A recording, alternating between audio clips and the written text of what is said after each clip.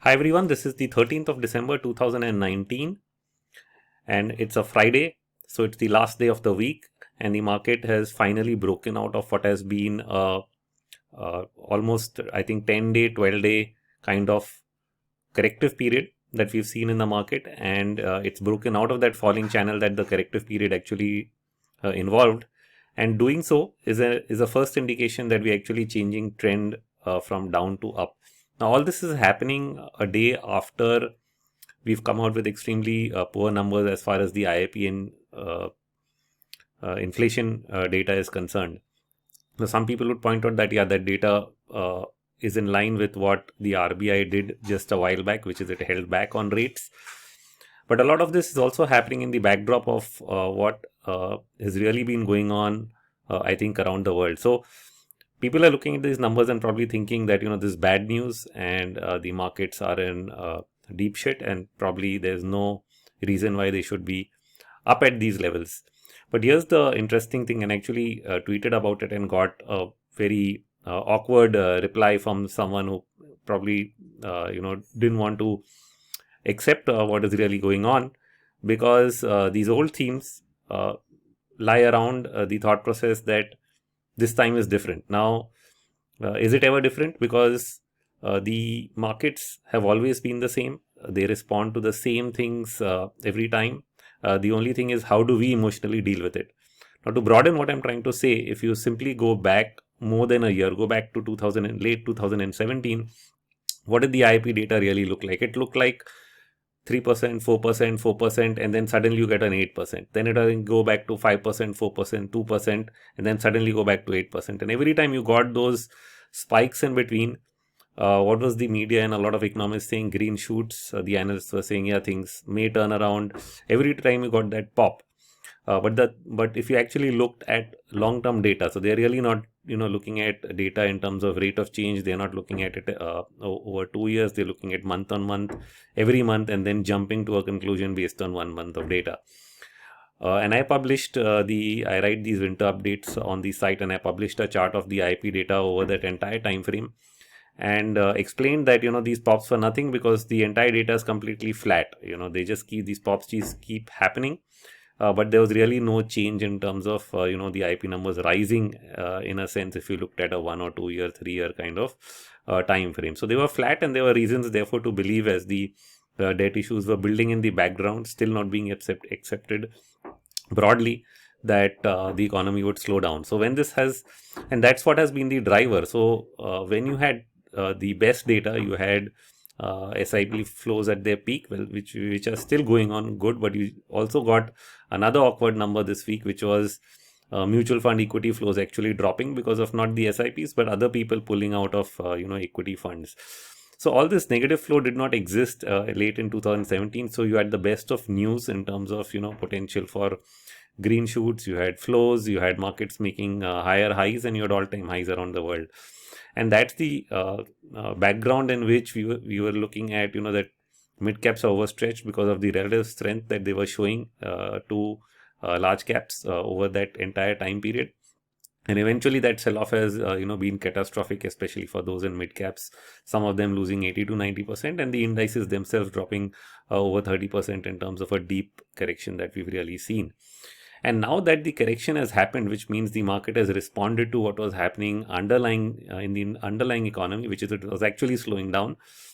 Now that the data is starting to come, so this is the reality of markets, is that data follows the market. The markets are always ahead. So when they were at the peak, they turned ahead of what was going to be a slowdown. And now when they're at the bottom, when the news is coming out negative, you're actually supposed to be doing exactly the opposite, because you don't expect the market to bottom out on the best GDP data. I mean, does that ever make sense? Why would the market be down if the economy was growing? The reason it's down is it's not growing. So the data is simply a flow that comes on the back of what has already happened. In other words, it's hindsight analysis. Now, the real analysis would be if somebody could give a 1 year forecast and say, now GDP data is going to grow from here. So all the economists coming out and saying, okay, now this 4.5 is going to be 5 and this 5.5 is going to go to 4 and so on. Were they really saying you will come to these levels 1.5 years ago? The answer is no, because they use models that are exploratory in nature. So they're mostly extrapolating what has already going on, and therefore they're not really able to change the direction significantly. And now that the data is starting to trend down, everybody is trending downwards in terms of the data. So this is where it gets completely out of whack. And any classical market investment thought process would be buy on bad news and sell on good news. And if you have the worst news coming, and I've also shared in my previous video sentiment data, and this is not just in India. So you had sentiment data showing, both business and consumer confidence levels dropping below even the 2013 levels as far as India is concerned. In just yesterday, there was a news article showing Japan confidence at extreme lows. We've seen that in various places. We also got bad data coming out of places like Canada, and then Europe has not had the best data for a while. But what people don't know, and this is in research reports that I read, say for example, if you take Europe, their earnings are actually going to grow a little bit in the next quarter or two. So they actually, after the worst growth, they're actually going to see some uptick, whether it happens because of base effects or actually because of the low rates and some stimulus that ends up happening. That's a completely different story. So similarly, even in India's case, the earnings uptick that is happening is because we've done the tax breaks. We don't know what other measures will happen, but clearly RBI indicated last week that the government is supposed to come out with steps to actually help the growth scenario. In fact, today, while I'm recording this video, 3:15, the finance minister is going to be speaking again. I wonder whether she'll give any indication, but you're 1.5 months away to the next budget. So I wouldn't expect them to actually make any announcements in terms of what measures they are going to take, but they could give broad indications, that they're moving in a particular direction, which would probably help the underlying sentiment that is being hit by all these data points.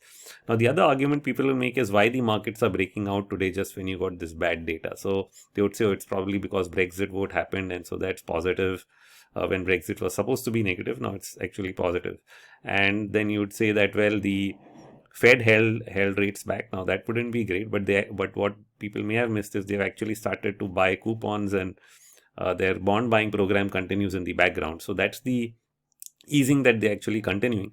And then yes, you have the trade deal announcement happening overnight. So that's been the trigger for most of Asia and emerging markets to actually move up. But what you might have again missed is that overnight, in fact, not last night when the trade deal news came, but prior to that, when the Fed meet ended, the dollar index actually broke below its previous swing low and started to go down in what would be a minor third wave. So it's already started to head down 2 days ago before this deal happened. In fact, if I just go back a week, I published a chart of the Shanghai index.